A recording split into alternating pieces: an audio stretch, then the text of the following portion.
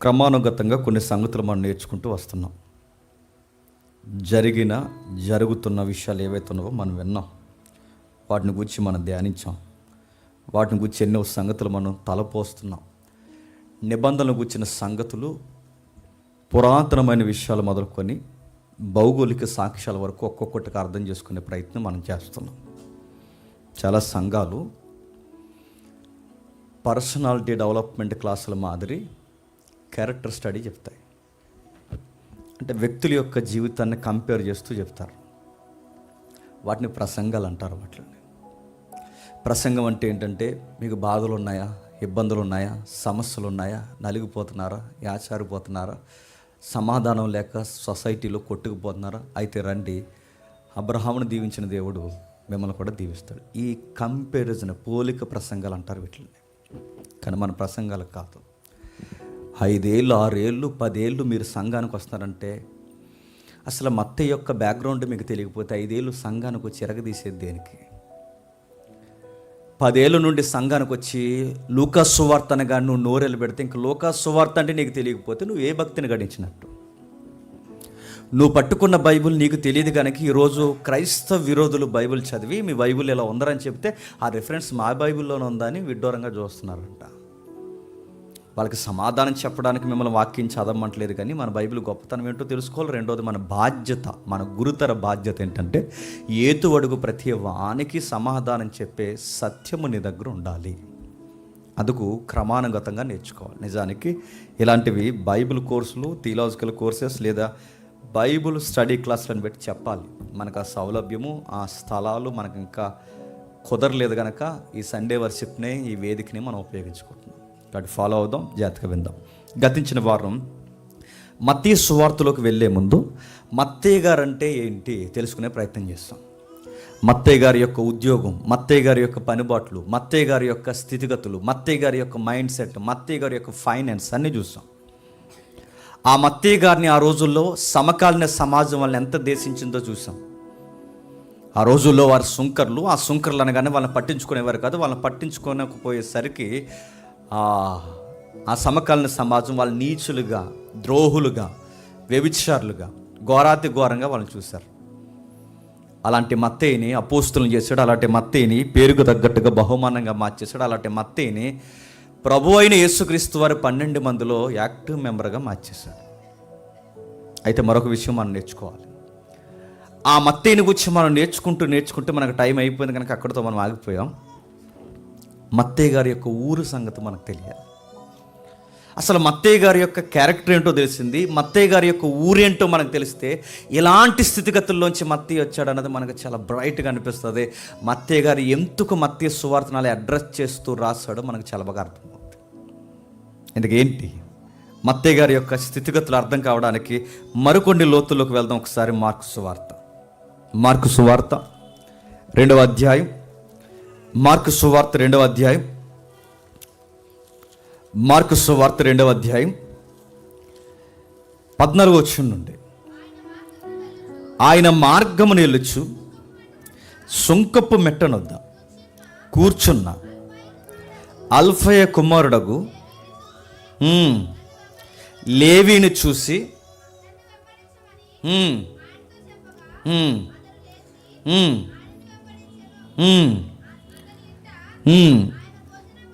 బాగా వినండి. ఇక్కడ లేవి అనగానే మనకు తెలుసు, గతించిన వారం యూదులకి, ఇశ్రాయేలీకి సహజంగా 2 పేర్లు ఉంటాయి.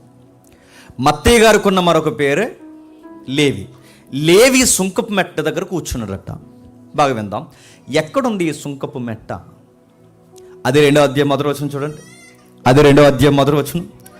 కొన్ని దినములైన పిమ్మట ఆయన మరలా కపెర్నహూమునకు వచ్చింది. ఇప్పుడు బాగా వినండి. 2వ అధ్యాయం యొక్క కాంటెక్స్ట్ ఏంటి? కపెర్నహూం. బాగా వినాలి. ఈ కపెర్నహూం ఏదైతే ఉందో దీన్నే మరొక సైడ్ నేమ్లు ఏమంటారు? నహూం అంటారు. దీన్ని కపెర్నహూం విడదీసి నహూం అంటారు. చూసారు, దీనికి చాలా పెద్ద చరిత్ర ఉంది. అంటే చెర తర్వాత, అంటే యూదులు మహాచెర తర్వాత, అంటే ఇర్మియా ప్రకటించాడే 70 సంవత్సరాల చెర.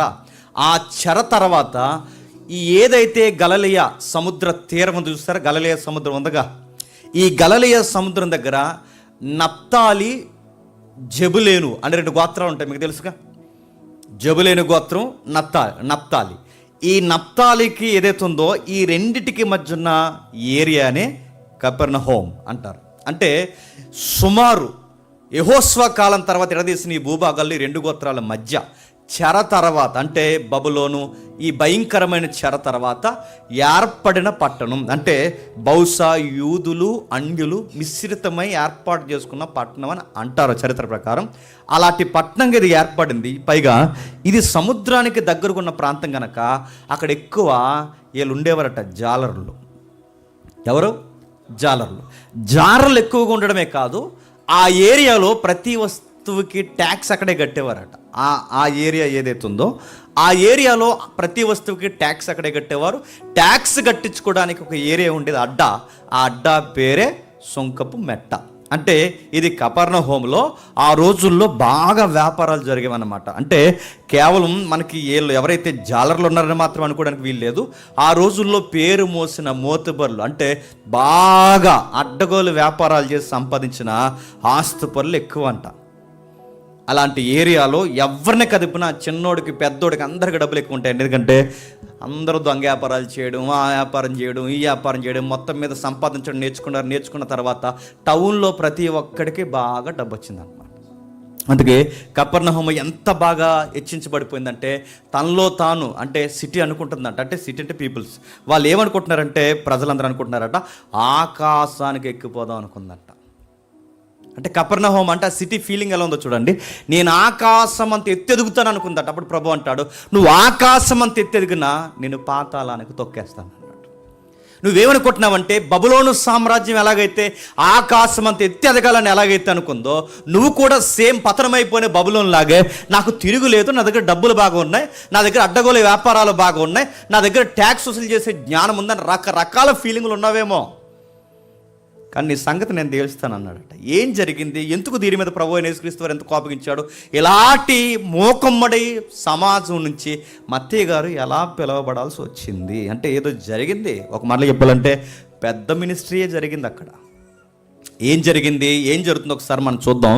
జాగ్రత్తగా చూస్తూ ఒకసారి అదే మత్తయి సువార్త ఒకసారి చూద్దాం. మత్తయి సువార్త 4వ అధ్యాయం, మత్తయి సువార్త త్వరగా 4వ అధ్యాయం, మత్తయి సువార్త 4వ అధ్యాయం 12వ వచనం నుండి. మత్తయి సువార్త 4వ అధ్యాయం 12వ వచనం నుండి.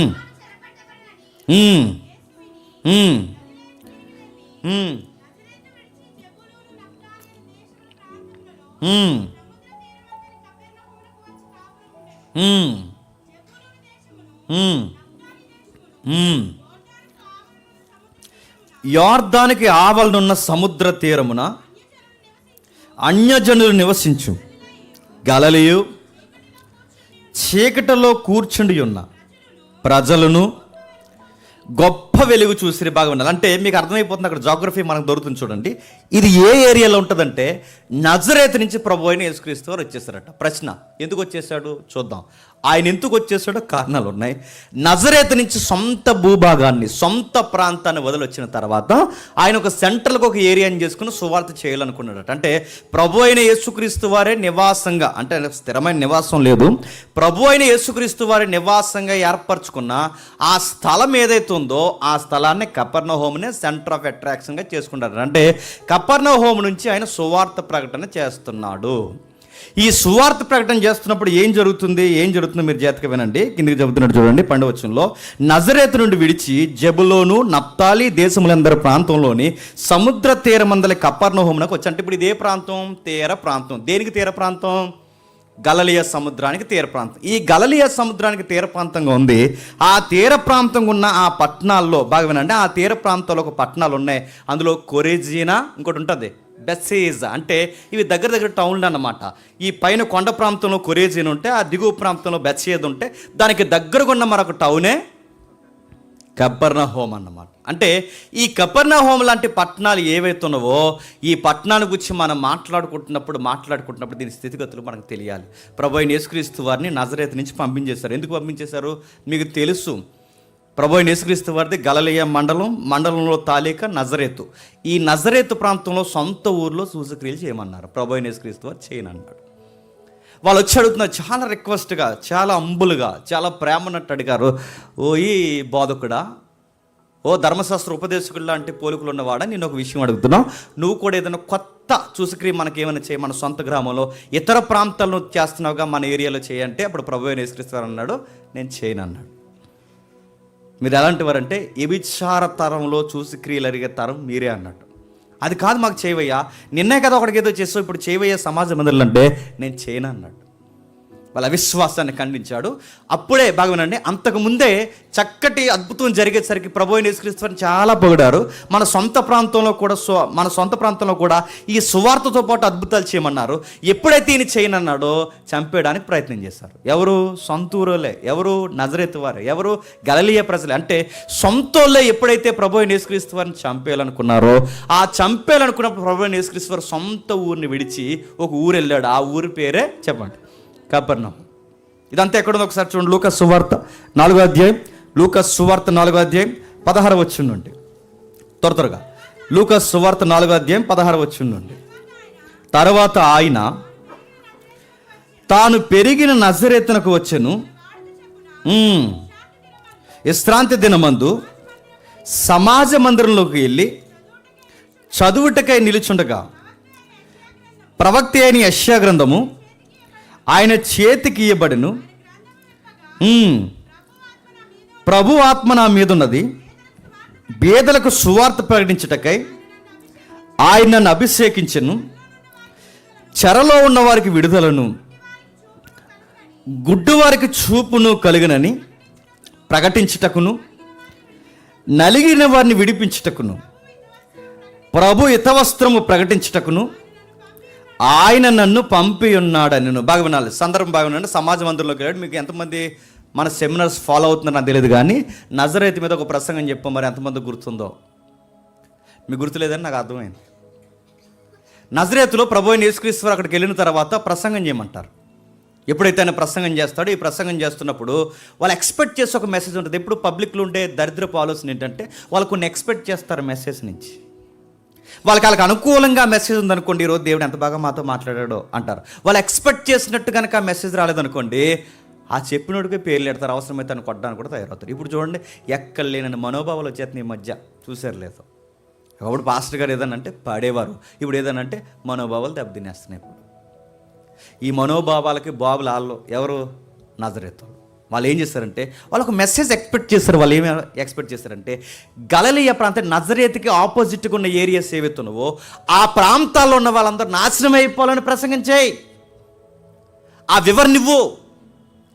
ఆ యెషయా గ్రంథం 61వ అధ్యాయం చదువుతున్నాగా ఆ కింద ఏముంటుందంటే బూడిదకు ప్రతిగా చెప్పండి పూదండ. బూడిదకు ప్రతిగా పూదండ అంటే మన ఎనిమీస్ చాలా మంది ఉన్నారు. ఎవరున్నారు? ఈ గలిలయ ప్రాంతంలో ఉన్న పై ప్రాంతాల్లో ఎవరైతే ఉన్నారో వీళ్ళకి మనకి పడదు. నువ్వు ఈ వాక్యపట్నం ఏదైతే చదువు, ఈ వాక్యపట్నం చదివిన తర్వాత ఇదిగో వాళ్ళు నాశనం అయిపోతారని నువ్వు ప్రసంగం చేయాలంటే వాళ్ళు ఆ ప్రసంగంలో వాళ్ళ కంటెంట్ ఏం ఎక్స్పెక్ట్ చేస్తున్నారు తెలుసా? నజరేతు కాకుండా మిగిలిన ప్రాంతాలన్నీ నాశనం అయిపోవాలి, నజరేతు మాత్రమే వర్ధిల్లాలి. ఈ ప్రసంగాన్ని ఎక్స్పెక్ట్ చేశారు. ఎందుకంటే ఈ ఏదైతే పాత నిబంధన అధ్యాయం చదువుతున్నారో ఆ కింద అన్ని ప్రభువైన యేసుక్రీస్తు చదువుతారు. ఏం చదువుతారు? ఇదిగో ఆత్మ నా మీద ఉన్నది, బేదలకు సువార్త ప్రకటింపబడుతున్నది, అభిషేకం నాలో ఉన్నది, చెరలో ఉన్న వారికి విడుదలిస్తాను, గుడ్డి వారికి కళ్ళు ఇస్తాను, నలిగిన వారికి విడుదలిస్తాను. అంతా బాగానే చెప్తాడు. యుద్ధ వస్త్రం కూడా ప్రకటిస్తానంటే సమాధాన వస్త్రం ప్రకటిస్తాను. కానీ అంతా చదివిన ఆయన యెషయా 61వ అధ్యాయంలో అన్ని చదివిన ఆయన ఒకటి చదవడం. ఏం చదవడంటే బూడిదకు ప్రతిగా చెప్పండి పూదండి. అంటే దాని అర్థం ఏంటి? ఆ రిఫరెన్స్లో వాళ్ళు ఎక్స్పెక్ట్ చేసేది ఏంటంటే ఇప్పటి వరకు యుద్ధాల చేత నలిగిపోయాం, ఇప్పుడు మనమే చెప్పండి ఇతరుల మీద యుద్ధం జయించబోతున్నామని మన కొరకు యెషయాలో ఇదిగో ప్రవచనం ఉంది. ఈ ప్రవచనం ఇప్పుడు నువ్వు చదువుతున్నావు. ఈ ప్రవచనాన్ని గూర్చిన వివరణ మన ప్రాంతానికి అనుకూలంగా నువ్వు వివరించలేదని ఎవరి మీద తిరగబడ్డారు తెలుసా? ప్రభు అయిన యేసుక్రీస్తు తిరగ. అంటే ఆయన ప్రసంగాలకు పేరెట్టారు, ఆయన భోజనానికి పేరెట్టారు, ఆయన నడకకి పేరెట్టారు, ప్రతి దానికి పేరెట్టారు. చివరికి ఆయన చేసిన అద్భుతాలకు పేరెట్టారు. చివరికి ఆయన చేసిన అద్భుతాలను కూడా పరీక్షించారు. సొంత ప్రజలు ఆయన అర్థం చేసుకోవడం మానేశారు. సొంత ప్రజలు తిరగబడడం ప్రారంభించారు. ఎంతగా తిరగబడిపోయారు? 27వ వచనంలో చూడండి ఒకసారి. మరియు ప్రవక్త అయిన ఎలీషా కాలమందు ఇశ్రాయేల్ అనేక మంది కుష్ఠరోగులు ఉండగా సిరియా దేశస్థుడైన నయమాను తప్ప మరి ఎవడనూ శుద్ధి నొందలేదని నేను మీతో చెప్పుచున్నాను, నిశ్చయముగా చెప్పుచున్నాను. సమాజ మందిరంలో ఉన్న వారందరూ ఆగ్రహంతో నిండుకున్న దాని అర్థం ఏంటి? నువ్వెందుకు స్వస్థత చేయట్లేదు, నువ్వెందుకు మాకు ఇలాంటి కార్యక్రమం చేయట్లేదు, మేము ఎందుకు ఎక్స్పెక్ట్ చేయండి అనుకున్నది మీరు ఎందుకు చేయట్లేదంటే ప్రభు అయిన యేసుక్రీస్తు వారు ఇచ్చిన ఆన్సర్ ఏంటంటే, ఇదిగో ఏలియా కాలంలో చాలా మంది ఎదవరాండ్లు ఉన్నారు, అంతమంది ఎదవరాండ్లు ఉన్నప్పుడు ఏ ఎదవరాల దగ్గరికి దేవుడు పంపబడలేదు, కానీ మరి సారెపత్తి గ్రామంలో ఉన్న ఒకే ఒక్క ఎదవరాల దగ్గరికి పంపబడ్డాడు. అలాగే రెండవది, చాలామంది అంటే ఆ రోజులు ఎలీసా కాలంలో చాలామంది కుష్ఠరోగులు ఉన్నా, సిరియా దేశంలో చాలామంది కుష్ఠరోగులు ఉన్నా నయమానుకు తప్ప దేవుడు ఎవరికి చేయలేదంటే మీరు ఏం ఎక్స్పెక్ట్ చేస్తున్నారు? అన్యులు నాశనం అయిపోవాలని. మీరు ఏం ఎక్స్పెక్ట్ చేస్తున్నారు? నజరేతు ప్రజలు తప్ప ఇంకెవడు బాగుపడకూడదని. మీరు ఏం ఎక్స్పెక్ట్ చేస్తున్నారు? నీకు విరుద్ధంగా ఉన్న అన్యులందరూ పతనం అయిపోవాలని. కానీ దేవుడు ఎలా ఉన్నాడు తెలుసా? పురాతనమైన కాలం ఏలియా కాలంలో కూడా బాగా వినండి, సారెపత్తి గ్రామంలో ఉన్న విధవరాలు ఎవరు? ఒక అన్యురాలు. సిరియాలో ఉన్న నయమాన్ ఎవడు? ఒక అన్యుడు. అంటే పాత నిబంధన కాలం నుంచి దేవుడు ఇశ్రాయేలు మాత్రమే నజరేతు వారినే కాదు ఇష్టపడుతున్నది, చెప్పండి, అన్యులను కూడా ఇష్టపడుతున్నాడు. కానీ మీరేం ఎక్స్పెక్ట్ చేస్తున్నారంటే నజరేతు తప్ప మిగిలినవన్నీ నాశనం అయిపోవాలని మీరు ఆశపడుతున్నారు. మీరు అనుకున్న ప్రసంగం నేను చెప్పండి చేయను. మీరెవరు నాకు చెప్పడానికి ప్రసంగం చేయడానికి? ఎలా చెప్పాలని, అలా చెప్పాలని, ఎలా మాట్లాడాలని ప్రసంగికుడిగా మీరు నాకు చెప్పడం ఏంటి? దేవుడి ఉద్దేశం ఏదైతే ఉందో అదే నేను చెప్తాను తప్ప మీరు అనుకున్నది నేను చెప్పను. తండ్రి ఉద్దేశాన్ని తప్ప మీ ఉద్దేశాలు ఈ ప్రసంగంలో నేను చొప్పించడం. ఎప్పుడైతే ఆయన తిరగబడ్డాడో, తిరగబడిన వెంటనే ఏం చేస్తున్నారు చూడండి, సమాజ మందిరంలో ఉన్న వారు అందరూ ఆ ఎగ్జాంపుల్స్, ఆ ఉదాహరణలు, ఆ ప్రసంగాన్ని విని ఆగ్రహంతో నిండుకొని లేచి ఆయన పట్టణంలో నుండి వెళ్ళగొట్టి ఆయన తలక్రిందులుగా పడవేయవలనని తమ పట్టణంలో కట్టబడిన కొండపేట వరకు ఆయన తీసుకొని పోయిరి. అయితే ఆయన వారి మధ్య నుండి దాటి తన మార్గమును వెళ్ళిపోయి. ఇప్పుడు చెప్పండి, సొంత ఊరు వారే ఆయన మీదకి ఎందుకు తిరగబడ్డారు చెప్పండి? వాళ్ళకు వాతలేసే ప్రసంగం చేశాడు కనుక. సొంతలో ఆయనకి ఎందుకు, సొంత వారికి ఆయన ఎందుకు నచ్చట్లేదు చెప్పండి? వాళ్ళు అడిగింది చేయట్లేదు కనుక, వాళ్ళు అడుగుతున్న అద్భుతాలు చేయట్లేదు, వాళ్ళు అడుగుతున్న ప్రసంగాలు చేయట్లేదు. ఒక మాట చెప్పాలంటే వాళ్ళకి అనుకూలంగా ఉండడం లేదు. వాళ్ళకి అనుకూలంగా ఉండకపోతే కొండ పైకి తీసుకెళ్ళి గెంటేస్తారంటే గెంటేస్తారు. అనుకూలమైన ప్రసంగాలు చేయకపోతే చంపేస్తారంటే చంపేస్తారు. ఆ రోజు భౌతికంగా చంపేస్తారు, ఈరోజు చెప్పండి మాటలు తోటాలు సోషల్ మీడియాలో చంపేస్తున్నారు. చంపేయట్లేదా? ప్రసంగం లేదన్న మాట పొడితే చంపేస్తున్నారు, ఎలాగెందుకు అన్నారని చంపేస్తున్నారు, ఏదైనా ముఖం మీదకి ఇలా చెయ్యి మాట్లాడితే చంపేస్తారు. ఇష్టం అంటే ఆ రోజున్న వంకర నజరేతు ప్రజలు అలాంటి వాళ్ళో చెప్పండి, ఈరోజు కూడా నజరేతు ప్రజలు అలాంటి వాళ్ళే కాదా? అలానే ఉన్నారు.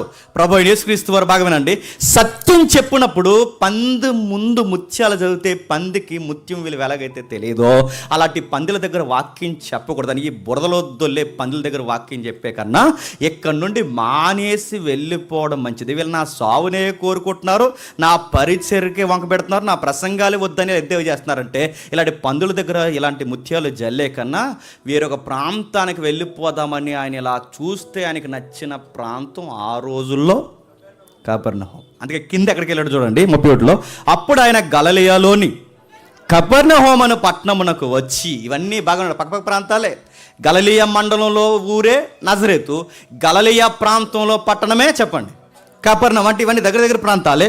ఆ కపెర్నహూమునకు వచ్చి చెప్పండి విశ్రాంతి దినమందు వచ్చి వాక్యము బోధించుచుండును. ఆయన వాక్యము అధికారంతో కూడినది ఉండను గనక వారు ఆయన బోధకు బాగా ప్రసంగాలు నచ్చేసాయట. ఎవరికి? కపెర్నహూముకి. ఆయన బోధకు ఆశ్చర్యపడిపోయాడు. భలే చెబుతున్నాడు రా, ఏం కమాండింగ్ ఉందిరా ఆయన వాక్యం అంటే. ఆయన వాక్యం బాగా నచ్చింది, ఆయన కమాండింగ్ బాగా నచ్చింది. ఒక అధికారి ఎలా బోధిస్తున్నాడా, శాసిస్తున్నాడు రా, భలే ఉందిరా, ప్రతి విషయాన్ని కార్నర్ చేసి మాట్లాడుతున్నాడని ఆయన వాక్యాన్ని గురించి ఆశ్చర్యపడ్డారట. గుసగుసలు మాట్లాడుకున్నారట. ఆ గుసగుసల్లో ఒక గుసగుసే మత్తయ్య గారి దగ్గరికి వెళ్ళింది.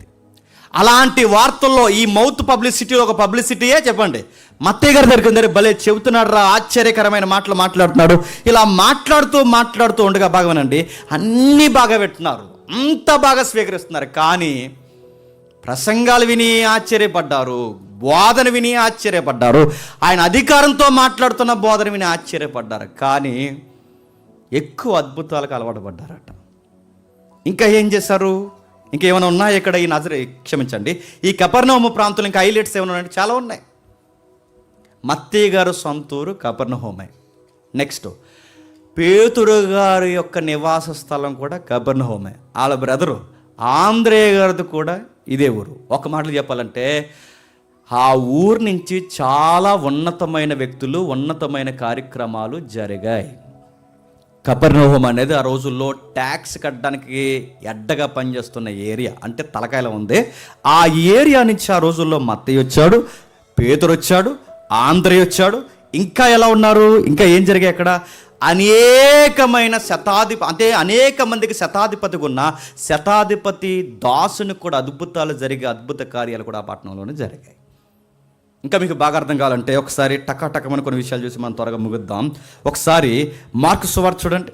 మార్కు సువార్త కొన్ని అద్భుతాలు చూసుకుంటూ వెళ్ళిపోదాం. మార్కు సువార్త మొదటి అధ్యాయం 30 వచనం నుండి. మార్కు సువార్త మొదటి అధ్యాయం 30 వచనం నుండి. ఎవరట? సీమోను అత్త జ్వరముతో పడి ఉండగా, సరిగా చదవండి లేదా చదవడం మానేయండి.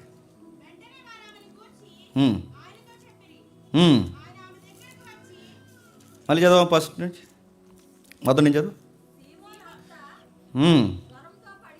సీమోను అత్త జ్వరంతో పడి ఉండగా వెంటనే వారు ఆమెను గూర్చి ఆయనతో చెప్పిరి. ఆయన ఆమె దగ్గరకు వచ్చి ఆయన ఆమెను లేవనెత్తను.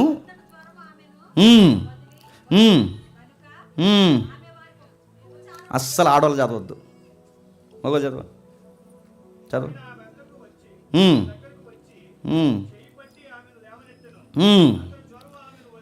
అంతటా ఆమెను జ్వరం వదిలిన గనక ఆమె వారికి ఉపచారము చేయసాగిన. బాగుంది. ఆ రోజుల్లో జ్వరం అంటే మాటలండి. ఈరోజు జ్వరం అంటే పారాసిటమాల్ అది ఎక్సెట్రా ఏదో వేసుకుని పొగడేసుకుంటున్నాం. ఆ రోజుల్లో జ్వరం వచ్చిందంటే అది ఎందుకు వచ్చింది ఎవరికి తెలియదు. అది జ్వరమా వ్యాధి అని కన్ఫామ్ చేసుకునే లోపు మనుషులు చెప్పండి పోయేవారు.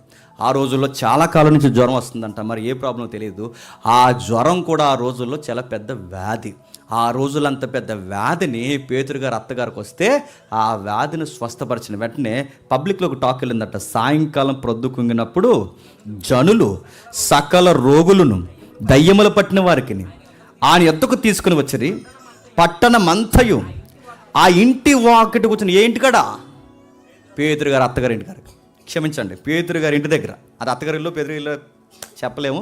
మొత్తం మీద ఆ ఏరియా ఏదైతుందో ఆ ఇంటి ముందు పేతురు గారు అత్తయ్య గారు ఉన్న ఇల్లు ఏదైతుందో ఆ పేతురు అత్తయ్య లేదా ఆ పేతురు గారి యొక్క వైఫ్ వాళ్ళ కుటుంబం ఏదైతుందో ఆ కుటుంబం ముందుకు వచ్చి టౌన్ అంతా నిలబడిందంట. సాయంకాలం మొదలుకొని దయ్యాలు పట్టిన వాళ్ళు వచ్చారట, రోగాలు ఉన్న వాళ్ళు వచ్చారట. ప్రొద్దుకుంగిన వెంటనే అనేక మంది వచ్చారు. పట్నం అంతా ఇంటికి వచ్చి కిటకిటలాడిపోయిందట. అంటే గవర్నమెంట్ హాస్పిటల్లో రోగులు ఎలా వచ్చేసారో చెప్పండి, అలా వచ్చారట. కిందకి రాసిన చూడండి, ఆయన నానా విధములైన రోగముల చేత పీడింపబడిన అనేకులను స్వస్థపరిచి అనేకమైన దయ్యములను ఎలగొట్టెను. అవి తన్ను ఎరిగి ఉండినందున ఆ దయ్యములను మాటలాడనీయలేదు. ఆయన పెందల కడని లేచి ఇంకా చాలా చీకటి ఉండగా అక్కడ చదువుతున్నప్పుడు మీరు జాగ్రత్తగా వినండి, మనకు అర్థమవుతుంది. అనేకమైన రోగాలు వదిలించేశాడు, అనేకమైన దయ్యాలు వదిలించేశాడు. ఇక అర్థం కాని అనేకమైన భయంకరమైన కుష్టి వ్యాధులు, మీరు తర్వాత చదవండి రెఫరెన్స్కి వెళ్ళిన తర్వాత, అనేకమైన కుష్టి వ్యాధిగ్రస్తులను కూడా స్వస్థత పంచాడు. ఒకటి కాదు రెండు కాదు, ఇన్ని అద్భుతాలు చేస్తున్నప్పుడు టౌన్ అంతా ఎలా అయిపోయింది చెప్పండి, సేక్ అయిపోయి పిచ్చిదైపోయిందంట ఆ రోజు పట్టణం అంతా.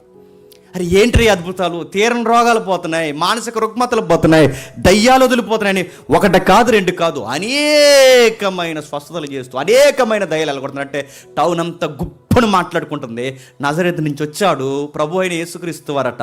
ఆ వచ్చిన ఆయన ఇదిగో పేతురాల ఇంటి దగ్గర ఉన్నాడట. ఆ పేతురు ఇంటి దగ్గర ఉన్న ఆయన చాలా ఉన్నతమైన మాటలు మాట్లాడుతున్నాడట. ఆ ఉన్నతమైన మాటలు మాట్లాడుతున్న ఆయన ఇదిగో అనేకమైన రోగులను దయ్యాలను స్వస్థపరుస్తున్నాడట. ఆ దయ్యాలను నిలగొట్టి ఇలాంటి గొప్ప కార్యాలు చేస్తున్న టౌన్ అంతా మాట్లాడుకుంది. బాగా వినండి, ప్రసంగాలను ఇష్టపడుతున్నారు, గద్దెంపులు ఇష్టపడుతున్నారు. ఇంకా చెప్పండి, నజరేతులో లేని క్వాలిటీస్ కొన్ని ఉన్నాయి ఇక్కడ అద్భుతాలను స్వీకరిస్తున్నారు. ఇంకా చెప్పండి, స్వస్థతలు స్వీకరిస్తున్నారు, దయ్యాలను వదిలిస్తుంటే ఆశ్చర్యకరంగా చూస్తున్నారు, ఆయన చాలా గౌరవిస్తున్నారు. టౌన్ అంతా ఆయన చాలా భుజాల మీద మోసేయడానికి రెడీ అయిపోయారు. ఇంకా ఏముంది, మీరు ఇంటికి వెళ్ళిన తర్వాత చదవండి. శతాధిపతికి ఒక దాసుడు ఉంటే వాడికి పక్షవాతం వస్తే ఆ పక్షవాతంతో ఉన్న శతాధిపతి దాసుడిని కూడా చెప్పండి స్వస్థపరచాడు. ఇది ఎక్కడ ఉంది? మీరు ఇంటికి వెళ్ళి చదవండి. మత్తయి సువార్త 8వ అధ్యాయం 5వ అధ్యాయం నుంచి 13 వచ్చిన వరకు ఈ సందర్భం అంతా మనం నడుస్తుంది. రెండవది, ఎన్ని అద్భుతాలు వస్తే సుమారుగా లెక్క పెట్టండి. 1 మార్కు సువార్తలో చూస్తాం, 2 మత్తయి సువార్త 8వ అధ్యాయంలో చూస్తాం, 3వది ప్రధాన యాజకుని కుమారునికి, క్షమించండి, ఒక ప్రధాని. ఏంటి ఆ ప్రధాని క్యాడర్ ఏదో మనకు తెలియదు. మొత్తం మీద ఆ రోజుల్లో కాస్తంత డబ్బున్నవాడు, పేరున్నవాడు ఎవరైతే ఉన్నాడో ఆ పేరు డబ్బున్న వ్యక్తికి కొడుక్కి బాగోకపోతే ఆ కొడుకును కూడా స్వస్థపరిచాడట. అంటే ప్రధాని కుమారుని కూడా స్వస్థపరిచాడు. ఇది ఎక్కడ ఉంది? యోహాను సువార్త 4వ అధ్యాయం 46 వచ్చిన నుంచి 53 వచ్చిన వరకు ఉంటుంది. ఎందుకు నేను చెప్తున్నాను మీకు అర్థమవుద్ది. తర్వాత పక్షవాయు గలవాడిని ఒకటి బాగు చేశాడు. మత్తయి సువార్త 9వ అధ్యాయం నుంచి ఉంటుంది. ఇంకా ఆ తర్వాత అపవిత్రమైన దయ్యాన్ని, అధికారికంగా ఒక దయ్యాన్ని నిలగొట్టాడు. మార్కు సువార్త 1వ అధ్యాయం ఆ కిందికి మనం చదివితే అర్థమవుతుంది, 21 వచ్చి నుంచి 25 వచ్చిన వరకు. ఇంకా అనేకమైన మనుషులకు అధిపతిగా పనిచేస్తున్న యాయిర్ అనే ఒక సుపీరియర్ ఆఫీసర్ ఉంటారు సన్హెడ్రిన్ సభలో. ఆ సుపీరియర్ ఆఫీసర్ ఎవరైతే ఉన్నారో యాయిరు కూతురు, 12 ఏళ్ల కూతురు, ఆ కూతురుని కూడా ఈ పట్టణంలోనే బతికించాడట. ఇంకేం జరిగింది? 12 ఏళ్ల నుంచి రక్తస్రావ రోగంతో నలిగిపోతున్న ఆ స్త్రీకి కూడా స్వస్థత. అంటే 1 కాదు 2 కాదు, అధికారికంగా మాట్లాడుకుంటే సుమారు 7 నుంచి 8 అద్భుతాలు ఇక్కడే మనకు కనబడుతున్నాయి. ఇంకా లెక్క లేని అద్భుతాలు ఎక్కడ చేశాడు చెప్పండి? కపెర్నహూము పట్టణంలో చేశాడు. ఇన్ని అద్భుతాలు కపెర్నహూములో చేసినా అన్నీ బాగా విన్నదట, ప్రసంగాలన్నీ బాగా స్వీకరించిందంట, అద్భుతాలన్నీ బాగా అనుభవించిందంట, అన్నీ బాగా అనుభవించిందంట. కానీ ఆ పట్టణానికి మాత్రం మారు మనసు రాలేదంట. ఏమని ఫీల్ అవుతుందంట ఒకసారి చెప్తున్నాడు చూడండి. లూకాసు సువార్త 10వ అధ్యాయం 15 వచనంలో. లూకాసు సువార్త 10వ అధ్యాయం 15 వచనంలో, ఓ కపెర్నహూమా, ఆకాశం మట్టుకు హెచ్చింపబడదువా, నువ్వు పాతాళం వరకు దిగిపోదువు, నీ మాట వినువాడు, నా మాట వినును, మిమ్మును నిరాకరించువాడు, నన్ను నిరాకరించువాడు నన్ను పంపిన వాణిని నిరాకరించును. ఏం చెప్తున్నాడు? నువ్వు అద్భుతాలు విన్నావు, అద్భుతాలు చూసావు, స్వస్థతలు చూసావు, గొప్ప బోధ విన్నావు, ప్రసంగాలు విన్నావు, నా గద్దింపులు చాలా బాగా ఆశ్చర్యకరంగా స్వీకరించావు, అన్నీ బాగానే ఉన్నాయి. కానీ మారు మనసుకు ఇచ్చే విషయంకి వచ్చేసరికి నీకు జబ్బు వచ్చేసింది. నీకు మారు మనసు పొందనట్టు అంటే ప్రసంగాలు బాగానే వింటావు, వాక్యాలు బాగానే స్వీకరిస్తావు, గద్దింపులు బాగానే స్వీకరిస్తావు, అద్భుతాలు బాగానే చూస్తావు. కానీ మారు మనసు పొందమంటే పొందలేకపోతే ఎందుకు? చర్చకు వస్తావు, కూర్చుంటావు, వాక్యాలు వింటావు, అన్నీ బాగానే కలగొలుపుగా నడుస్తావు, చేతులు ముంచుతావు, అన్నింటిలో నిబంధనలు నేను కూడా ఉన్నానంటావు, దేవుని రాజ్యంలో నాది కూడా పాత్ర అంటావు, అన్నీ బాగానే ఉంటాయి. కానీ మారు మనసు విషయానికి వచ్చేసరికి మాత్రం నీకు మారు మనసు రాదు. ఎందుకంటే నువ్వు కొన్ని వదలలేకపోతున్నావు. కపెర్నహూము ఎందుకు మారలేకపోయిందని దాని బ్యాక్ స్టేజ్ చదివితే ఏమర్థమైందో తెలుసా? వాళ్ళు మారకపోవడానికి కారణం, ఇప్పుడు గనక ఈయన ప్రసంగాల్లో కంటెంట్ని విని మారిపోతే ఏం వదిలేయాలి చెప్పనా? వాళ్ళు దొంగ వ్యాపారాలు వదిలేయాలి. ఇప్పుడు కనుక ఆయన ప్రసంగం విని మారిపోతే ఆ సుఖాలు వదిలేయాలి, ఆ దొంగ వ్యాపారం వదిలేయాలి, ఆ వడ్డీలు వసూలు చేసే ప్రజల మీద బతికే ఆ జలగలాంటి స్వభావాన్ని మానేయాలి. 1, 2 కాదు, ఇవన్నీ మానేసి ఇప్పుడు ఆయన వెనకాల తిరగాలి. వాళ్ళు ఏదైతే అడ్డగోలు ఆస్తులు సంపాదించారో బేదలకు పంచేయాలి, ఆయన వెంబడించాలి. ఇలా వెంబడించమని చెప్పిన ఈ ప్రసంగాలు, వాళ్ళ అద్భుతాలు బాగానండి, అద్భుతాలని, గద్దింపుని, ప్రసంగాలు అన్నీ మెచ్చుకున్నారు. కానీ వాళ్ళకి నచ్చింది ఏంటంటే ఆ ప్రసంగానికి రిజల్ట్ మీలో కనబడాలంటే మాత్రం చెప్పండి తట్టుకోలేకపోయారట. కపెర్నహూము ఏమనుకోవడం చెప్పినా, నా దగ్గర డబ్బు ఉంది, నా దగ్గర పేరు ఉంది, నా దగ్గర జ్ఞానం ఉంది, నా దగ్గర అన్నీ ఉన్నాయి, నాకేంటి, నేను ఆకాశం అంత ఎత్తులో ఉన్నాను, నన్ను ఇంకెవరు ఆపుతారు, ఇప్పుడు నాకు ప్రభుత్వ పనేంటి అనుకుంది. ఆయన వాక్యాలు కూడా నేను వింటున్నాను, ఇంకేంటి నాకు అనుకుంది. చాలామందికి ఫీలింగ్ ఏంటి చెప్పినా, వాక్యాలు మేము చాలా బాగా వింటామండి, 24 hours వింటామండి, రోజంతా వింటామంటే వింటావులే, ఆ విన్న వాక్యానికి ఏమైనా స్పందన ఉందా? అద్భుతాలు మేము చాలా అనుభవించామంటే అవును, నీ జీవితంలో నీ కళ్ళ ముందు చాలా అద్భుతాలు అనుభవించావులే, కానీ ఆ అద్భుతానికి సంబంధించిన మారు మనసు ఆయన ఎక్స్పెక్ట్ చేస్తున్నాడు, నీ దగ్గర వచ్చిందా?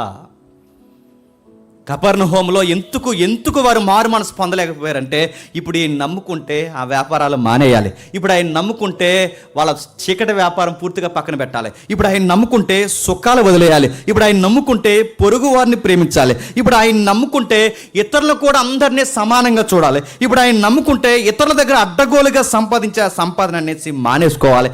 ఇవన్నీ మానేసే కన్నా చెప్పండి ఆయన్నే చూసి చూన్నట్టు వదిలేద్దాం అనుకున్నారట. అప్పుడు ప్రభు బాధపడ్డాడు. ఎంత బాధపడి మాట్లాడుతున్నాడు చూడండి ఒకసారి. ఆయన ఎంత బాధపడుతున్నాడు. అదే అధ్యాయం మనం చదివేంగా 10వ అధ్యాయం కిందికి. అదే లూకా సువార్త 10వ అధ్యాయం. ఓ కపెర్నహూమా, ఆకాశం మట్టుకు హెచ్చింపబడుదువా? నువ్వు పాతాళం వరకు దిగిపోదువు. నీ మాట వినువాడు నా మాట వినును, మిమ్మల్ని నిరాకరించేవాడు నన్ను నిరాకరించును, నన్ను పంపిన వాడిని నిరాకరించి. నా ప్రసంగాలు వినేవాళ్ళు కాదు నాకు కావాల్సింది, నన్ను అంగీకరించే వాళ్ళు కావాలి. నా అద్భుతాలకి జేగొట్టేవారు కాదు కావాల్సింది, నా అద్భుతం కన్నా గొప్ప అద్భుతంగా మారిపోయే మనుషులు నాకు కావాలి. మాట్లాడుతూ ఏమన్నాడు చూడండి. పైకి వెళితే, అయ్యో కొరెజీనా, అయ్యో బెత్షెదా, మీ మధ్య చేయబడిన అద్భుతములు తూరు సిదోను పట్టణంలో చేయబడిన ఆ పట్టపు వారు పూర్వపు గతి గోనిపట్ట కట్టుకొని బూడిద వేసుకుని కూర్చోండి, మారు మనసు పొందరు. వాళ్ళకన్నా ఎక్కువగా మీ మధ్య నేను చేశాను. ఓ బెత్షెదా, ఓ కొరెజీనా కింద కట్టినాడు. ఓ కపెర్నహూమా, పేతురు అత్తను బాగుపరచని చూశారు మీరు కళ్ళతో, కుష్ఠరోగులను స్వస్థపరచని చూశారు మీరు కళ్ళతో. సమాజ మధ్యలో నిలబడి దేవుని ఆవేదన వాక్యాన్ని నేను మీ మధ్య పంచుకుంటున్నప్పుడు నా ఆవేదన, తండ్రి ఆవేదన మీరు చూశారు నా కళ్ళల్లో. 1-2 శతాధిపతి కొడుకుని బాగు చేశాను, దాసుని బాగు చేశాను, 12 ఏళ్ల రక్తస్రావం రోగంతో నశించిపోతున్న ఆ తల్లిని బాగుపరచాను. ఇంకా ఇదిగో అనేక మంది ఎవరైతే అపవిత్రాత్మలతో పీడింపబడుతున్నారో అపవిత్రతలు పోగొట్టే వాళ్ళని పవిత్రులుగా మార్చేశాను. 1-2 యాయిరు కూతురిని బతికించాను.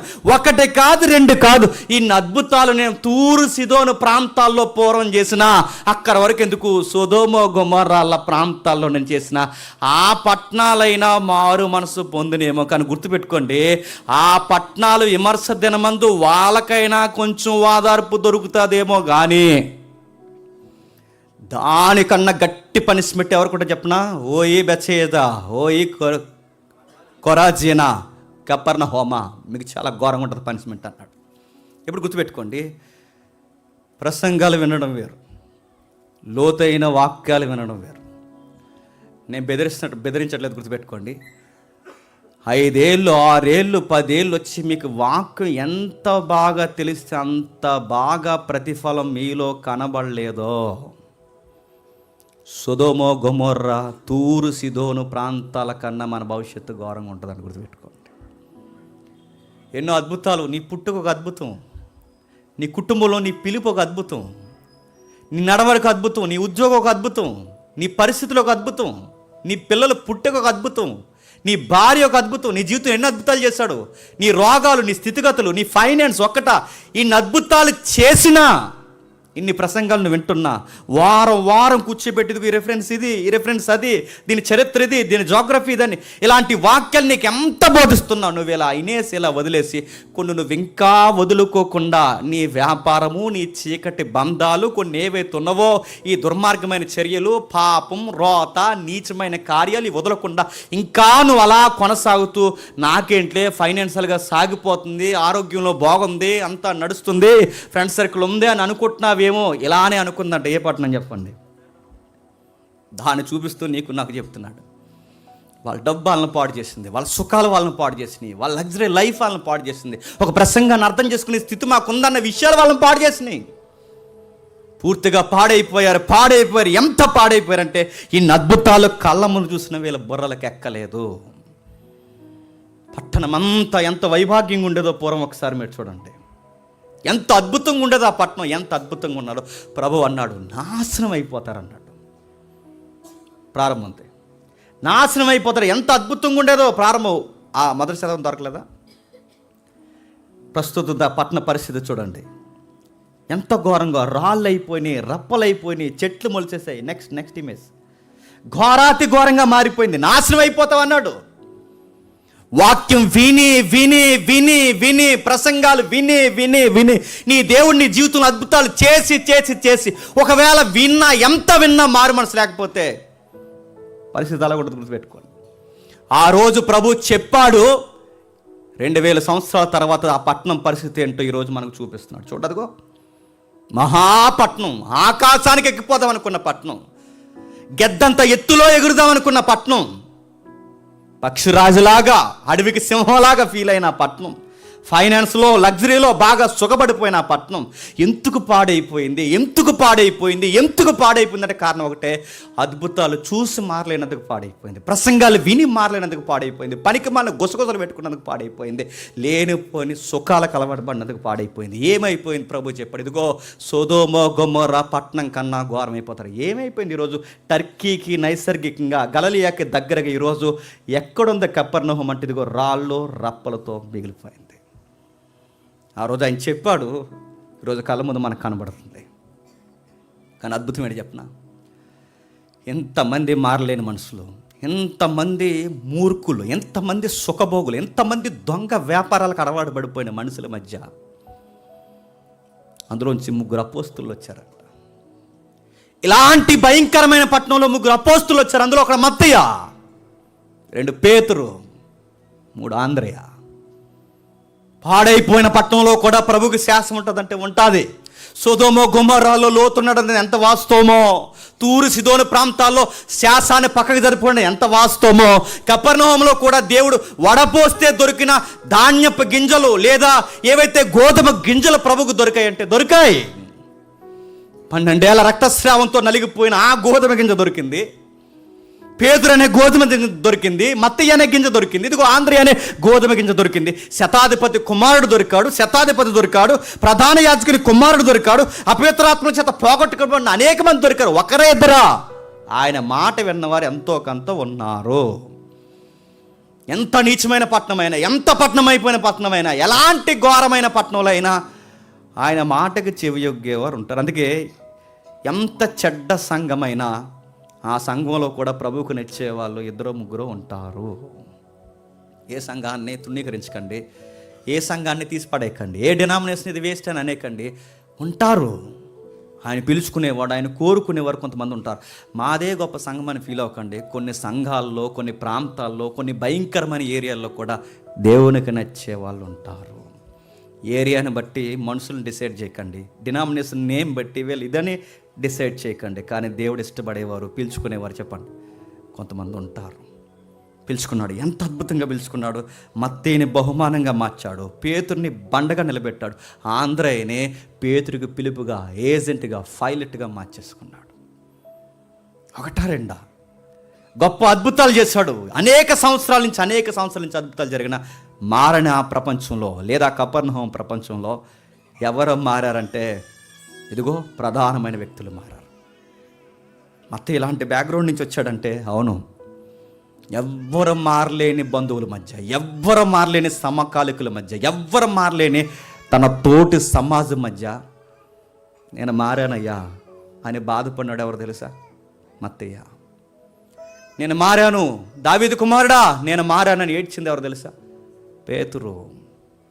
నేను కూడా మారిపోయాను, బాప్టిజం ఇచ్చి యోహాను మా గురువు గారు చెప్పారని మారిపోయింది ఎవరు తెలుసా? ఆంద్రేయ. మా సమాజం మారినా మారకపోయినా, మా కులం మారినా మారకపోయినా, నా ఈది మారినా మారకపోయినా, నా దొంగ వ్యాపారస్తుల్లో, నా సమకాలీన ఉద్యోగస్తులు మారినా మారకపోయినా, నా తోటి వ్యాపారస్తులు మారినా మారకపోయినా, నాకు ఎవరు తోడున్నా లేకపోయినా, ప్రభువా నువ్వు నన్ను పిలుస్తావు చెప్పండి, నేను మారిపోయాను ప్రభువా, మారిపోయాను. ఎక్కడైనా బయటికి వెళ్ళడానికి, ఊరు వెళ్ళడానికి ఎక్కడైనా తోడు కోరుకోండి, కానీ దేవుడి దగ్గరికి రావడానికి మాత్రం ఏ తోడు కోరుకోకండి. నీ తోడు ఆయనే. ఆయన దగ్గరికి రా, దినమెల్లా చేతులు పెట్టి చేతులు చాపి పిలుస్తున్నాడు ఆయన. నడినెత్తి మొదలుకొని అరికాల వరకు నలిగిపోయిన మనందరినీ పిలుస్తున్నాడు.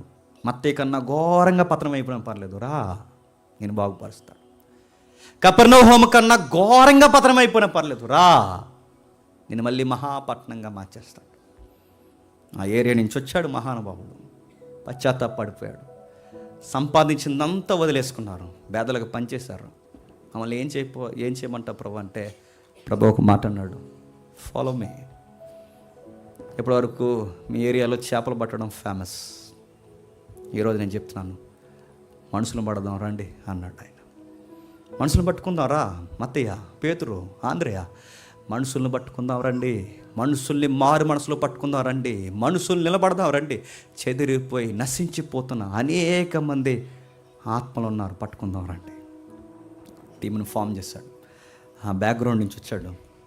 మత్తయి సంబరపడిపోయాడు, ఒక మాట నిర్ణయించుకున్నాడు, నన్ను పిలిచిన దేవుడు, నా జాతిని కూడా పిలుస్తున్నాడు. నా జాతి అనుకుంటున్నారు నజరేతుకి సంబంధం లేదనుకుంటున్నారు, నా జాతి అనుకుంటున్నారు యూదులకి సంబంధం లేదనుకుంటున్నారు, నా జాతి అనుకుంటున్నారు గలిలయకు దూరంగా ఉన్నవాడు అనుకుంటున్నారు. నా జాతి ప్రజలకి నా రాజుని నేను పరిచయం చేయాలనుకున్నాడు. అంతే నిర్ణయించుకున్నాడు. దొంగ సువార్తలు పెట్టేయకపోతున్నప్పుడు సువార్త ఒక పుస్తకం రాయాలనుకున్నాడు. ప్రతి రెఫరెన్స్లో ప్రతి అధ్యాయంలో ఎవరిని అడ్రస్ చేసుకున్నాడు తెలుసా? ల్యాండింగ్ వస్తున్నప్పుడు ఈయనెవరో కాదు యూదుల రాజు, ఈయనెవరో కాదు ఇశ్రాయేలు రాజు, ఈయనెవరో బయటోడు అనుకోకండి, అన్నిల దగ్గరికి పోయాడు అనుకోకండి. ఈయనెవరో కాదు మన మనిషి, మన స్వజనుడు, మన రాజు. సుమారు 100 పాత నిబంధన వచనాలు, బాగా వినండి, సుమారు 100 పాత నిబంధన వచనాలు కోట్ చేశాడు. 100కు పైనే సుమారు 135 వరకు పాత నిబంధన రెఫరెన్స్ అన్నీ కోడీకరించారు. ఏ సువార్తలో కోట్ చేయలేని రెఫరెన్స్ ఎవరు కోట్ చేశారో తెలుసా? మత్తయ్య గారే కోట్ చేశారు. ఎందుకని రెఫరెన్స్ కోట్ చేశారంటే మత్తయ్య గారి ఉద్దేశం ఒకటే, ఈయన ఎవరో దూరస్తుడు కాదు, చెప్పండి, మన సమీపస్తుడు, మన రాజు ఆయన. అందుకే చూడండి ప్రతి దిక్కున ఎలా ఎక్స్పోజ్ చేశాడు చూడండి ఒకసారి. అదే మత్తయి సువార్త త్వరగా మత్తయి సువార్త 5వ అధ్యాయం, మత్తయి సువార్త 5వ అధ్యాయం, క్షమించండి 10వ అధ్యాయం 5-6 వచనాలు.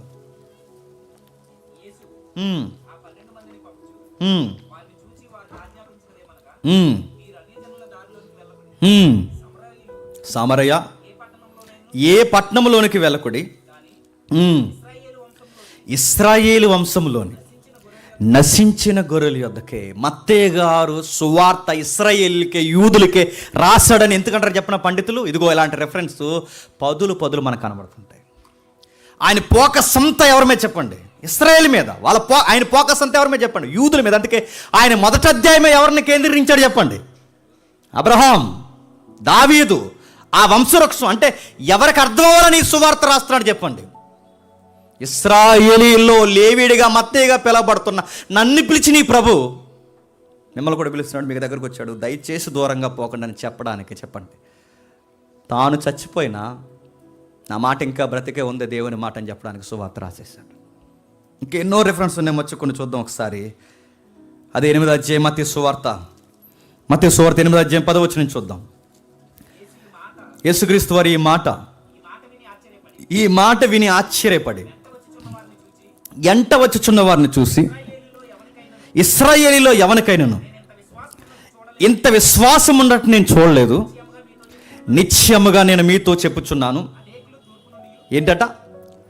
ఇశ్రాయేలీలో ఎవరికి ఇంత విశ్వాసం ఉన్నట్టు నేను చూడలేదు, కానీ నా ఇశ్రాయేలుకి చెప్తున్నాను, నా ఇశ్రాయేలుకి నేను చెప్తున్నాను ప్రభు అన్న మాట నా ఇశ్రాయేలుకి నేను కూడా చెప్తున్నానని చెప్తున్నాడు. ఎవరు?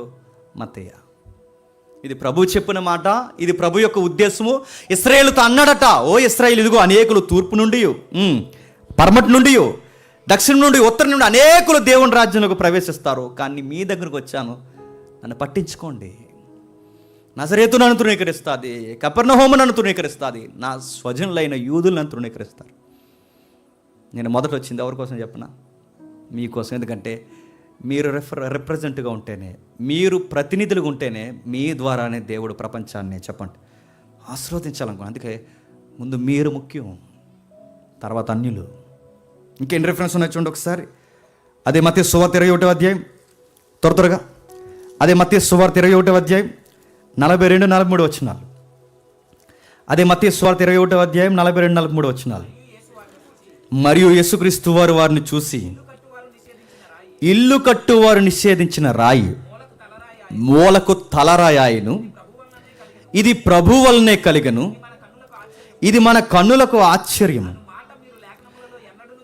అన్న మాట మీరు లేఖనములో ఎన్నడూ చదవలేదా? కాబట్టి దేవుని రాజ్యము మీ యొద్ద నుండి తొలగింపబడి దాని ఫలమిచ్చి జనులకు ఇయ్యబడినని నీతో చెప్పుచున్నాను. మత్తయి గారు సువార్త అంతా రాస్తున్న దేనికోసం చెప్పినా? మన దగ్గరికి వచ్చాడు మన రాజు. అందుకే ఆ 2వ అధ్యాయంలోనే మొదలు పెట్టాడు. ఏమని? ఆయన యూదుల రాజు. ఆ చివరి అధ్యాయాల వరకు మొదలు పెడుతున్నాడు, ఈయన ఇశ్రాయేలు కొరకు వచ్చిన రాజు. ఇప్పుడు చివరికి వచ్చేసరికి మెల్లమెల్లగా వాళ్ళకి ఏం ఎక్స్పోజ్ చేస్తున్నాడు తెలుసా? మన దగ్గరకు వచ్చిన రాజుని మనకు గౌరవించడం రాలేదు, మన దగ్గరకు వచ్చిన రాజుకి మన కాలు కడుక్కోవడానికి నీళ్ళు ఇవ్వడం మనకు రాలేదు, మన దగ్గరకు వచ్చిన రాజుకి మనం ముద్దు పెట్టుకోవడం మనకు రాలేదు, మన దగ్గరకు వచ్చిన రాజుని పలకరించడం మనకు రాలేదు. అందుకే ఆ రాజు పిలవబడని, అంటే లెక్కల్లో లేని అనేకులు ఈదుల్లో తిరుగుతున్నాడు. వాళ్ళ దగ్గరికి వెళ్ళిపోవాలని డిసైడ్ అయిపోయాడు. మీ వద్ద నుంచి తొలగిపోవాలనుకున్నాడు. పెళ్లి విందుకు మిమ్మల్ని పిలిచాడు. చుట్టాలు మీరే, పట్టాలు మీరే, బంధువులు మీరే, మిమ్మల్ని పిలిచాడు. మీకు వచ్చి మీకు సింహాసనాలు వేస్తే మీరేం చేశారు తెలుసా? పిలిచిన పిలుపుని ఎట్టకారం చేస్తారు. సింహాసనం మీద కూర్చుని జోకులు వేస్తారు. పనికి మళ్ళీ మాటలు మాట్లాడుకున్నారు. పెళ్ళికి రండ్రా అని పిలిస్తే 70 వంకలు చెప్పారు మీరు. ఇప్పుడే పెళ్ళి అయిందని ఒకడన్నాడు, మా నాన్నకు బాగాలేదని ఒకడన్నాడు, ఇప్పుడే ఆవులు కొన్నాడని ఒకడన్నాడు, పొలం దున్నుకుంటున్నామని ఒకడన్నాడు. ఒక్కొక్కడు ఒకటి కారణాలు చెప్పాడు. ఆయన పిలుపుని మీకు అంటే లెక్కే లేదు. ఆయన ఫంక్షన్ అంటే మీకు లెక్క ఉండదు. ఆయన రాజ్యం అంటే మీకు లెక్క ఉండదు. ఆయన స్వస్థతలు అంటే మీకు లెక్క ఉండదు. ఏది లెక్క ఉండదు. అందుకే డిసైడ్ అయిపోయాడు. ఈదులోకి వెళ్ళిపోయాడు. మాసిపోయిన బట్టలు, మాసిపోయిన గడ్డాలు, తృణీకరింపబడి అలా లెక్కల్లో లేని తిరుగుతున్న అనేక మంది మురుగు పట్టిన వాళ్ళు ఉన్నారు. మరి అబ్బాయిలు వంటలన్నీ రెడీ అయిపోయినాయి, ఇందంతా సిద్ధంగా ఉంది. మా బంధువులకు బాగా పగరెక్కిపోయింది, అలా పక్క దోస్తున్నాను, మీరు రండ్రా తిందిరిగాని అన్నారట. ఆ మాసిపోయిన గడ్డాలు, సిరిగిపోయిన వస్త్రాలు, ముక్కులో శివుడు వేసేవారు చెప్పనా? నువ్వు చెప్పండి, నేను. వాళ్ళు తృణీకరిస్తే ఆ వీధుల్లో కొట్టుకుపోయి మురికి బట్టి కనబడిన వాళ్ళు ఎవరో చెప్పనా? మనమే. మత్తయ్య గారు సువార్త ఎలా చేస్తున్నాడు చూడండి. మన దగ్గరకు వచ్చిన రాజుని మనం పట్టించుకోవడం మానేస్తాం. మన దగ్గరకు వచ్చిన రాజుని మనం గౌరవించడం మానేస్తాం. మన దగ్గరకు వచ్చిన రాజుని మనం అర్థం చేసుకోవడం మానేస్తాం. అందుకే ఆయన అర్థం చేసుకునే వాళ్ళని ఎత్తుక్కుంటూ వెళ్ళిపోయాడు. చివరి అధ్యాయం ఏం రాస్తున్నాడు చూడండి, ఎంత హృదయం భారంగా అనిపిస్తుందో. ఒక్క వచనం చూసి చివరి అధ్యాయంకి వెళ్దాం. 22వ అధ్యాయం 9వ వచనం చూడండి. 22వ అధ్యాయం 9వ వచనం. గనుక రాజమార్గమునకు పోయి మీ కనబడిన వారందరినీ ఈ రాజ్యంలో పెండ్లి విధికి పిలువుడని తన దాసులు చెప్పిన. ఎవరు దాసులంటే ప్రవక్తలు, ఎవరు దాసులంటే నీతిమంతులు, ఎవరు దాసులంటే అపోస్తులు, ఎవరు దాసులంటే ఆది సంఘపు ప్రసంగికులు, ఎవరు దాసులంటే ఇదిగో ఈరోజు మాట్లాడుతున్న వాళ్ళందరూ ఈ దాసులకు చెప్పారు. ఏళ్ళే పెళ్ళికోరు చెప్పడానికి వచ్చిన దాసులు. పిలిచండి, కనబడిన వాళ్ళందరూ పిలిచండి. వ్యభిచారులను పిలుస్తారా పిలవండి, ద్రోహులను పిలుస్తారా పిలవండి, సుంకర్లు పిలుస్తారా పిలవండి, కుష్ఠరోగులు పిలుస్తారా పిలవండి. ఎవరిని తృణీకరించకండి, అందరూ దైవ స్వరూపం, అందరిని పిలవండి. అందరిని పిలిచి బాగా వినండి. వీళ్ళ ముందు పిలిచి అందరినీ తర్వాత పిలుద్దాం అనుకున్నాను, కానీ ముందు పిలిపిన పిలుపు వీళ్ళకి లెక్కలేదు. అందుకే ఎవరైతే లెక్కల్లో లేరో వాళ్ళని పిలిచేయండి. కొన్నిసార్లు వ్యక్తి విలువ తెలియాలంటే డిస్టెన్స్ మెయింటైన్ చేయాలి. ఆ డిస్టెన్స్ ఎప్పుడైతే మెయింటైన్ చేస్తామో మన విలువ ఏంటో ఖచ్చితంగా అర్థమవుతుంది. ప్రతిసారి వెళ్ళి ప్లీజింగ్ చేస్తున్నాం అనుకోండి, లోహు కడతారు. ప్రభు చేసింది చెప్పనా, మీరు అక్కడ ఉండండి, నేను వెళ్తున్నా. మీరు ఇలాగే ఉండండి, నన్ను అర్థం చేసుకునే వారి దగ్గరికి పోతున్నా. మీరు ఇలాగే ఉండండి, నా పిలుపుని గౌరవించి నా దగ్గరకు వచ్చిన వారి చేయులు నేను ముద్దాడడానికి వెళ్ళిపోతున్నా. అయ్యో వాళ్ళు మురుగ్గా ఉన్నారు, అయ్యో వాళ్ళు అలాగ ఉన్నారు, అయ్యో వీళ్ళు ఎలాగ ఉన్నారంటే నువ్వు వాళ్ళకన్నా దరిద్రంగా ఉన్నా నా దృష్టిలో అలాగ ఉంటు. నాకు వాళ్ళే కావాలి. నలిగిపోయి మచ్చల చేత వేసారిపోయి నడినెత్తి మొదలుకొని అరికాల వరకు గాయాల చేత మాయ చేత మాసిపోయి, ఇదిగో ఆ ఎఫ్సి పత్రికలో చెప్తాడు కదా, మరక మచ్చ మలినము ముడతలతో ఉండిపోయిన వీళ్ళందరినీ నేను కడుగుతాను, పెళ్లి కూతురులా నిలబెట్టుకుంటాను. నీకు చెప్పాల్సిన ఐ లవ్ యూ చెప్పండి, అలా చెప్తాను. అలాగే ఐ లవ్ యూ చెప్పినప్పుడు నువ్వు చూడాలి, చూసి చచ్చిపో. నువ్వు గుర్తుపెట్టుకోండి, నువ్వేం కోల్పోయావో కపెర్నహూము నీకు తెలియాలి, నువ్వేం కోల్పోయే ఇజ్రాయెల్ నీకు తెలియాలి, నువ్వేం కోల్పోయే యోధా నీకు తెలియాలి. అది నీ ప్లేస్. అది నువ్వు సుఖాలకు మరిగావు, లగ్జరీకి మరిగావు, ఆకాశానికి ఎక్కిపోయాను అనుకున్నావు, నీ ఆలోచనలు అడ్డు అదుపు లేకుండా పోయి. అందుకే ప్రభు మనల్ని వదిలేశాడు, పిలుపు వేరేలా మార్చేశాడు. ఎక్కడ పంపిస్తున్నాడంట? 28వ అధ్యాయం చూడండి ఒకసారి. అదే మత్తయి సువార్త ఆయన చివరికి ఎలా ఎక్స్పోజ్ చేస్తున్నాడు చూడండి. 28వ అధ్యాయం 19వ వచనం ముగిద్దాం. కాబట్టి మీరు వెళ్ళి. ఎవరు ఈ సమస్త జనులు?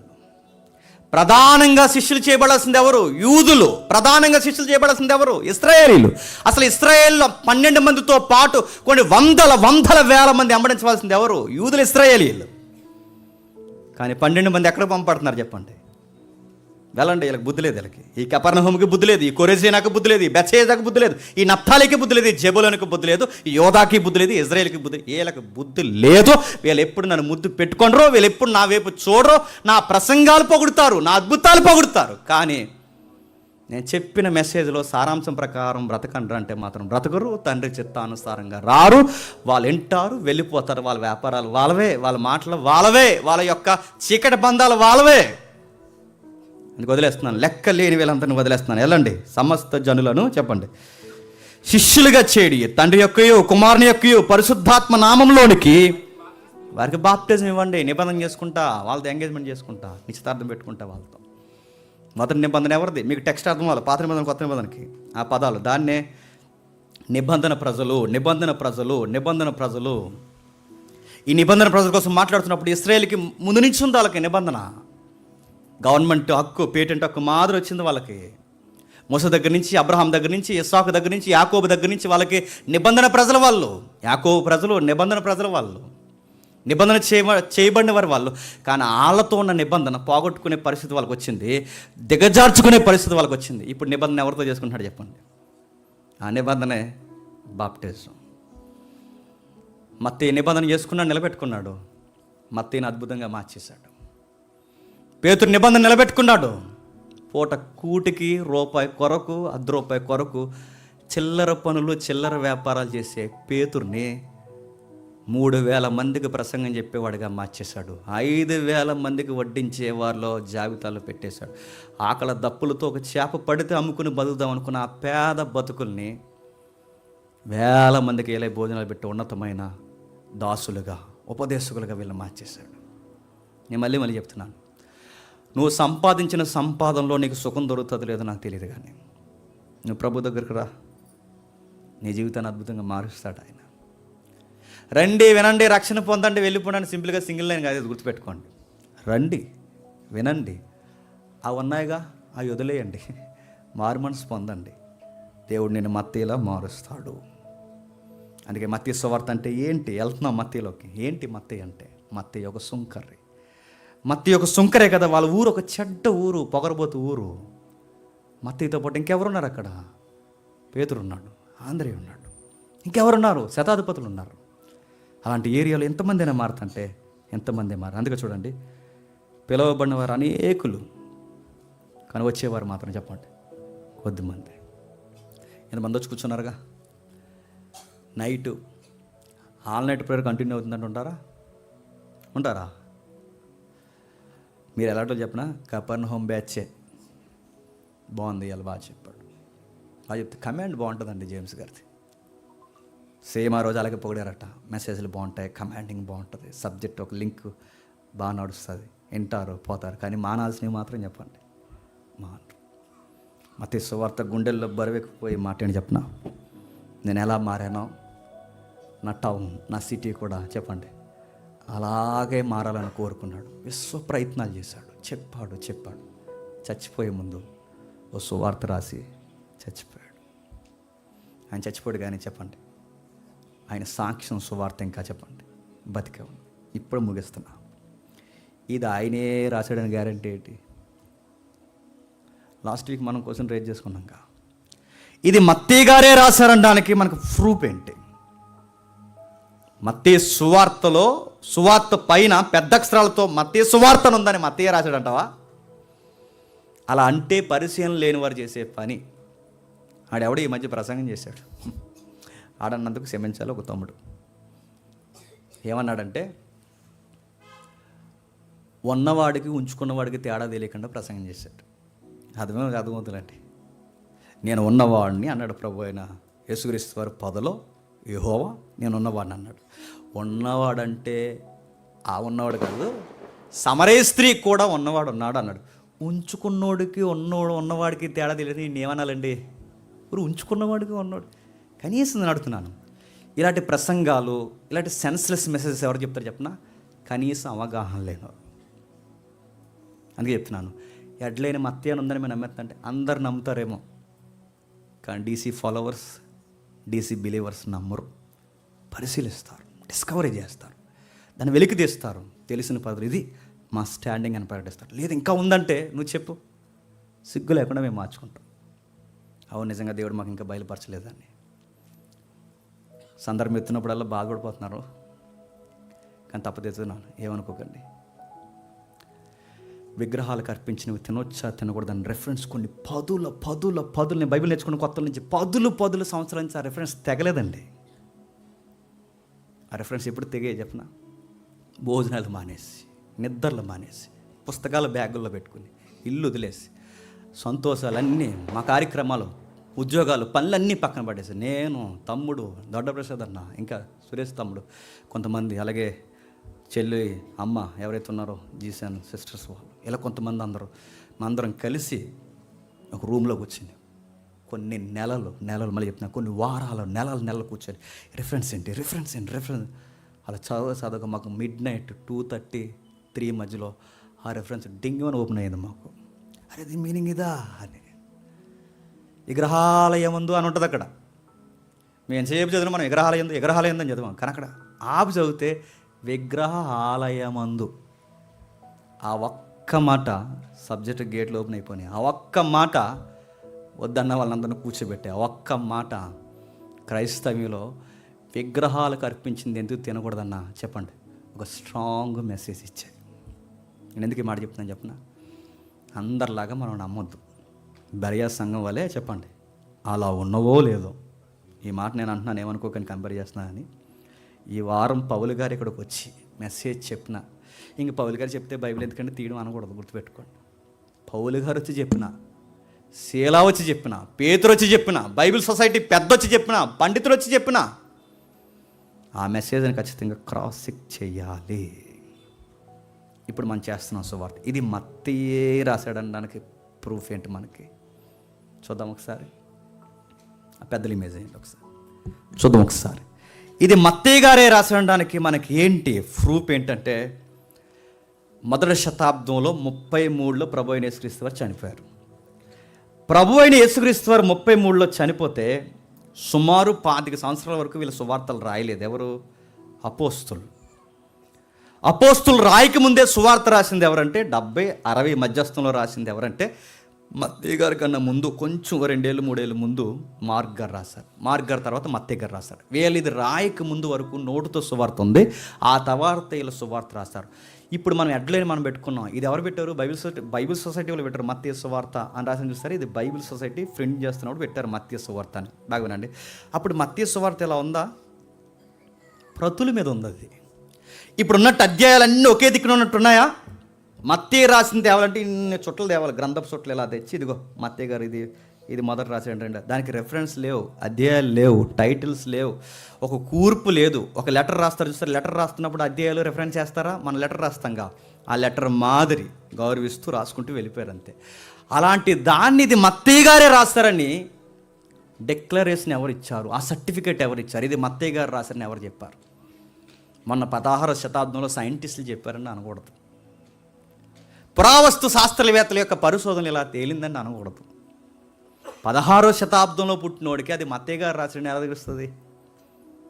అందుకే ఇది మత్తయే రాశాడని మనకు చెప్పాలంటే, మత్తయి గారికి దగ్గరగా ఆది సంఘంలో సభ్యుడిగా, బాగా వినాలి, మత్తయి గారికి దగ్గరగా అపోస్తులు నడిపిస్తున్న సంఘంలో సభ్యులుగా ఎవరైతే ఉన్నారో వాళ్ళు డిక్లేర్ చేస్తే చెప్పండి, అప్పుడు మనం నమ్మచ్చు. ఉన్నారు అలా చేసిన అంటే?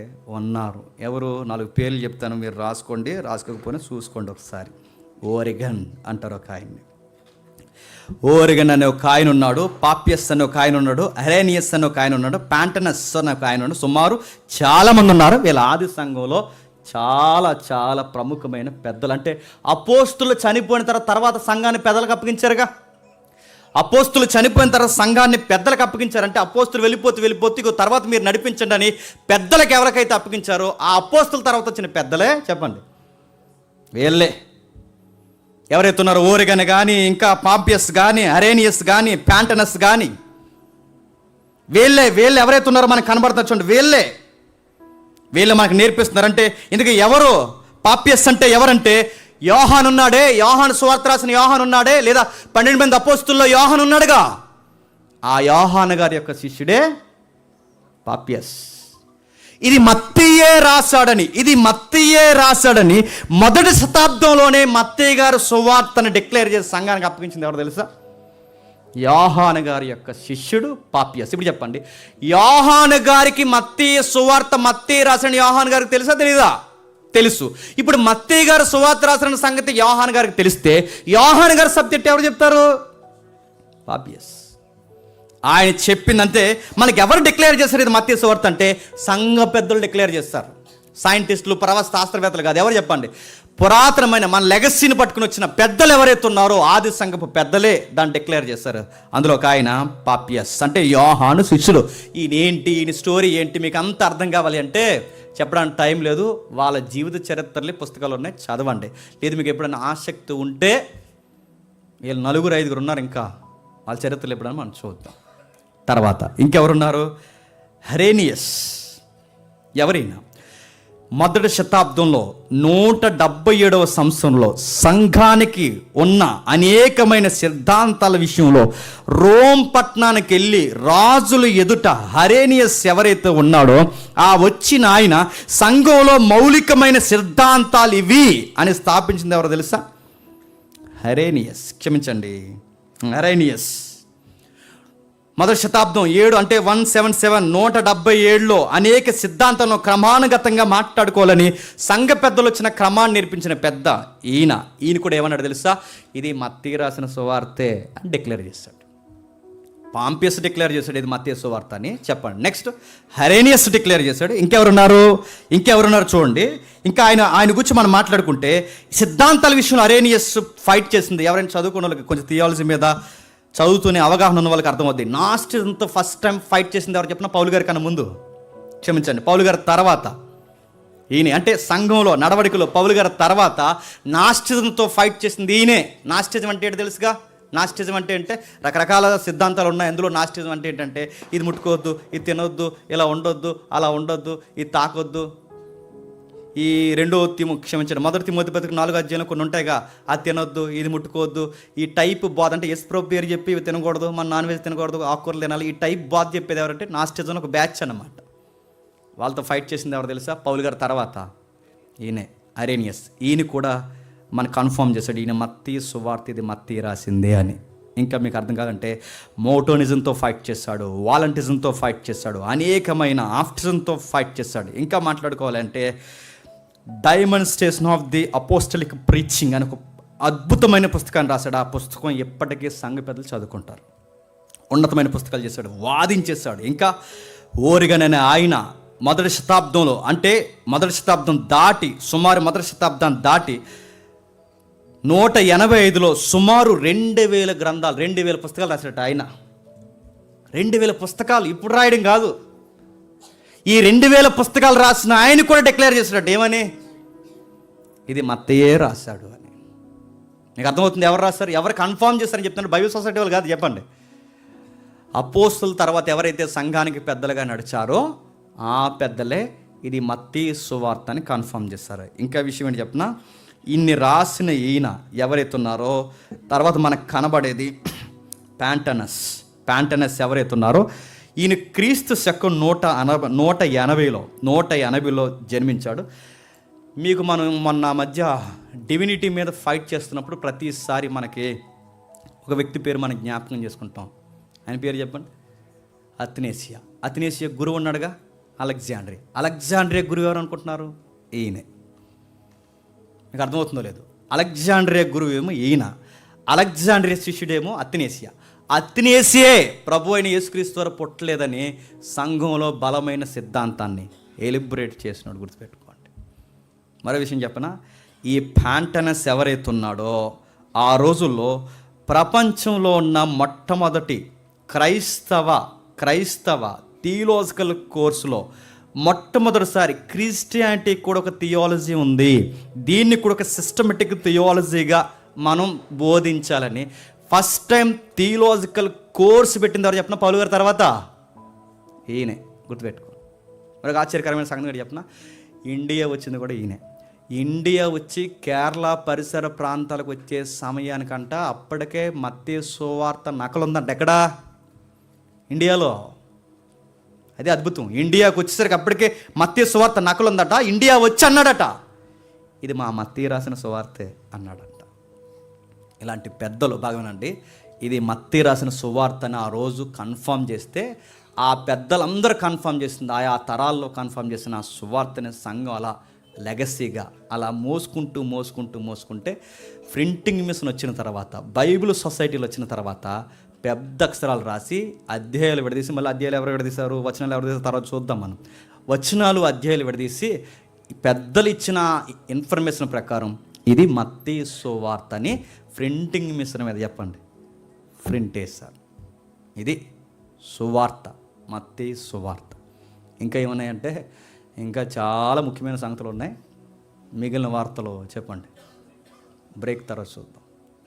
బ్రేక్ వచ్చేవారం. ఈ వారంలో ఒక ప్రాముఖ్యమైన సంగతికి మేము బయలుదేరుతున్నాం. రేపు సాయంత్రం చెన్నై మన సంఘం నుండి మళ్ళీ ఒక నూతనమైన 2 గీతాలు వస్తున్నాయి, చాలా హార్ట్ఫుల్గా ఉంటాయి. అందులో ఒక సర్ప్రైజింగ్ ఉంది, చెప్పను, వెయిట్ చేయండి. అదిరిపోతుంది. 139వ కీర్తన కంటెంట్ అలా వస్తుంది. అది వింటున్నప్పుడు కానీ దాని మ్యూజిక్ కానీ చాలా ఆశ్చర్యంగా ఉంటుంది. మరో కీర్తన ఉంది, అందులో ఎన్నిపోస లాంటి పదం ఏంటంటే హితము గతం మర్చిపోయిందని. గతం మర్చిపోవడం ఏంటి? మనిషికి మంచి చేస్తే మనిషి మర్చిపోవడం ఎంత అనుకుంటే మంచే గతం మర్చిపోయిందంట. అంటే లైన్స్తో 2 సాంగ్స్ మనకు వస్తున్నాయి. అలాగే మనతో పాటు హైదరాబాద్ డేవిడ్ అన్న, ఆయన కూడా మంచి సాంగ్స్ రాశాడు. దుప్పు నీటు ఏదో సాంగ్ రాశారు అన్న, ఆయన కూడా మంచి పాట రాశాడు, చాలా పాట. ఇవన్నీ వస్తున్నాయి. రేపు చెన్నై వెళ్తున్నాం. మంచిగా స్టూడియో వరకు జరగాలి. స్ట్రింగ్స్ కానీ ఇంకా ఏవైతే ఇన్స్ట్రుమెంట్స్ ఉన్నాయో అవన్నీ రావాలి. మన గంతులు హీరోయిన్లాగా బీచ్ అలాగా తిరగకుండా మంచిగా కంటెంట్తో గతించిన సంవత్సరం మిలియన్ వ్యూస్ వెళ్ళి ఈ రోజుకి ఎర్లీ మార్నింగ్ ఆ సాంగ్స్ విని డేని స్టార్ట్ చేస్తున్న వారు అనేక మంది విశ్వాసులు ఉన్నారు. అలాంటి పాటల్లో మళ్ళీ ఈ 2 కూడా చేరాలని ప్రార్థన చేయండి. క్షేమంగా వెళ్ళాలి, క్షేమంగా రావాలి.